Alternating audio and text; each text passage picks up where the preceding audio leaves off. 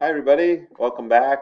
This is part four of our series on Africa. This is the last one. So I'm going to end things with two stories for you about Africa. Neither one of them is a pleasant story. You can tell by the title there, Tragedy in Africa. Um, I think there are two stories that you need to know, but neither one of them is at all a pleasant story. So the first one I'm going to tell you, maybe you've heard about this before. This is the Rwanda Genocide. So the story starts in Rwanda here. It's a kingdom in Central Africa, home to mostly two ethnic groups, the Tutsi and the Hutu. So you can see in the percentages there, the vast majority of people are the Hutu.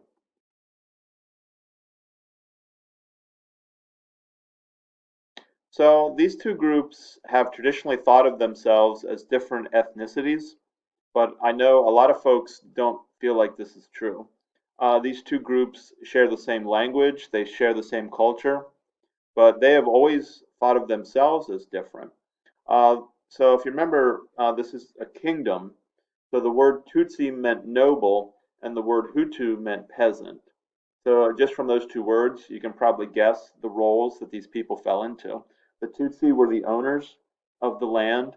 They owned the agriculture, the cattle, and it was the Hutu who worked the land and cared for the cattle.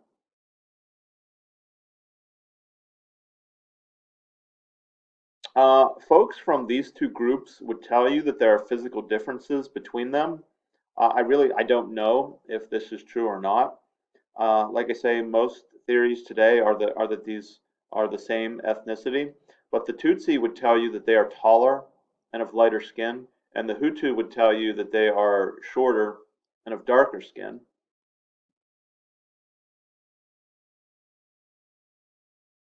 So Germany attempted to colonize Rwanda, but they had to turn over the colony to Belgium after World War One.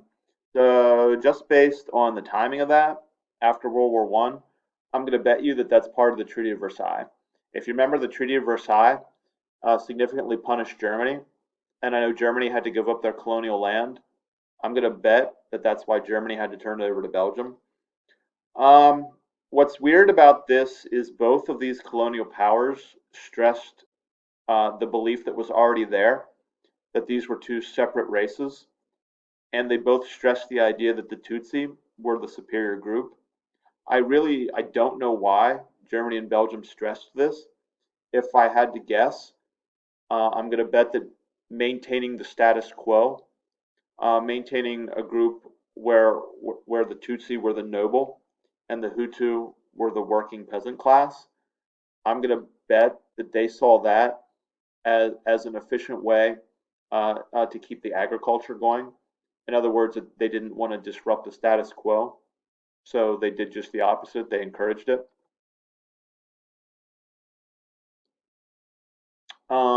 They would develop systems to tell these groups of people apart. Which, if you look at these pictures and you remember our study of World War II, they look kind of eerily similar to the thing the Nazis were using to identify Jews.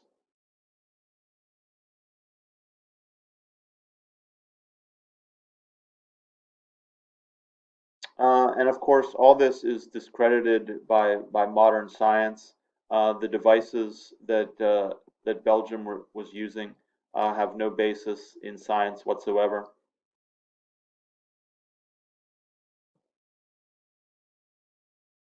Um, so Belgium handed out ID cards and set the Hutu to work in the fields while the Tutsi supervised. Fast forward several decades, World War II has ended, and the UN, if you remember, we said this yesterday, was forcing countries to hand control of their colonies over to the people. So this meant that Rwanda would be turned over to the native Rwandans. Um, this was never going to go well. You see, the UN wanted majority rule. So if you remember our percentages, the majority of people were Hutu, which was the peasant class, and the Tutsi were the group in charge that was oppressing them. So what's going to happen is The group that had been oppressed is now going to be put in charge, and as you might guess, it's going to be time for payback.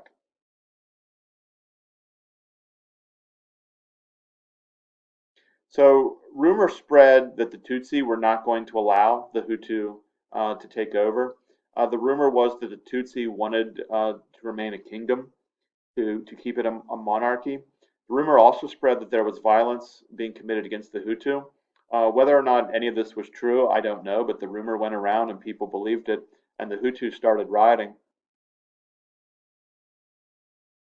Attempts were made to pacify the two groups. Belgium, before they left, tried to mediate. There was an attempt made to split the country apart. So that sounds very much like the India story, if you remember that. Leaders for both sides tried to mediate, but it just wasn't going to happen. A civil war broke out, and many Tutsi were forced to leave Rwanda. So now fast forward in the story to the 1990s. Many of the Tutsi were living in Uganda, but there was talk that they should go back to Rwanda, which was, of course, their homeland and the place historically that they had a lot of power in. They became militant and formed a group called the Rwandan Patriotic Front, or the RPF, and they came up with a plan to invade Rwanda. This invasion didn't go well. Fighting commenced, and in 1993, a peace deal was reached between the Tutsi and the Hutu. But the peace was always tentative. Many leaders from both sides didn't accept it. And then in 1994, an airplane carrying the Rwandan president, who was Hutu, and another Hutu leader was shot down. So, as you might guess, the Hutu blamed the Tutsi. It's still unknown who was responsible for the plane going down, but either way, this was the end of peace in the country. Hutu extremists blamed the Tutsi and started a campaign of slaughter. Lists of people to target were handed out to the Hutu, handed out to militias for who they were to kill. What followed would be 100 days of genocide.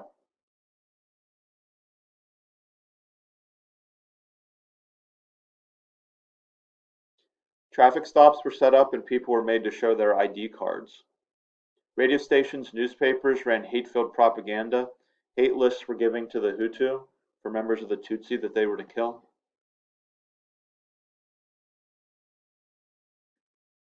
In the end, 800,000 Tutsi and even some moderate Hutu were killed.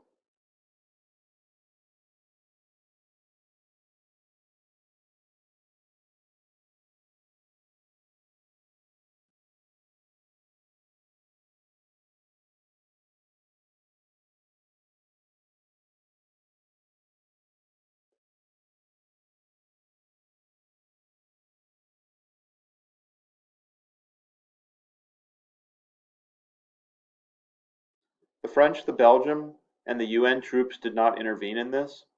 In fact, no country intervened to stop this from going on.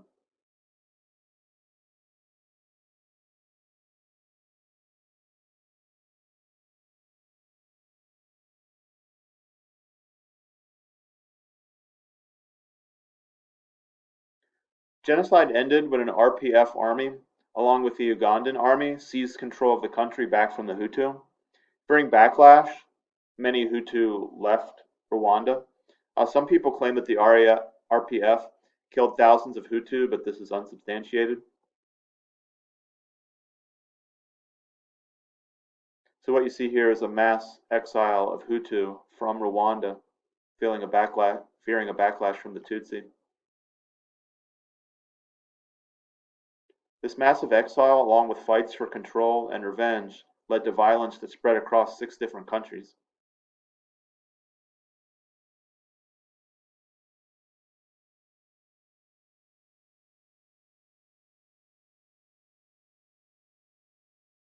In 2001, Rwanda adopted a new flag and a new national anthem in an attempt to promote unity between these two groups, but the past is not easily forgotten. This is the current president of Rwanda. This is Paul Kagame. He is Tutsi, and he's also a former RPF. In fact, he was a commander. He's currently serving his 4th term. He won with 99% of the vote. So I'm sure you know you can't get 99% of people to agree on anything. A lot of people have said there was fraud in the election, that there were irregularities, that he's not a legitimate president. And that's where the story ends. It ends kind of with to be continued. Um, I guess my reflection on this is that this is something that happened in my lifetime. This happened in the 1990s, which really wasn't that long ago. Um, so I guess the reason to study history is to learn from the past. And you remember when we studied World War II, and we talked about the genocide that Hitler conducted, it became popular to say never again. The world cannot allow something like this to happen again. And in the 1990s, a genocide happened in Africa, and a lot of people don't know a lot about this, and it's just such a tragedy that the world um, didn't intervene to stop something like this from happening. So it's a terrible story, but it's one I think you need to know. And there's one more I'd like to tell you. I'm going to take a quick break, and I'll tell you part two. One more story from Africa.